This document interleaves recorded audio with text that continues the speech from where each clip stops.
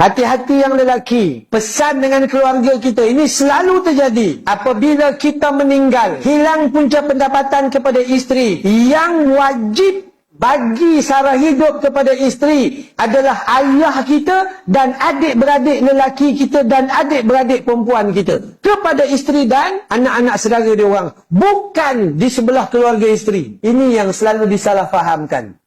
Yang ni tak terjadi. Malah dilalaikan. Ada bila berlaku saja kematian suami, maka isteri tergantung-gantung, tak tahu apa nak buat. Pak mentua buat tak peduli. Sedangkan pak mentua tu dapat harta daripada anak dia 1/6. Harta faraid. Anak yang meninggal tu pak dia dapat, mak dia dapat 1/6. Isteri cuma dapat 1/8 aja. Ini penting. Jadi isteri kena tuntut hak dia. Kena belajar ya tentang hak di dalam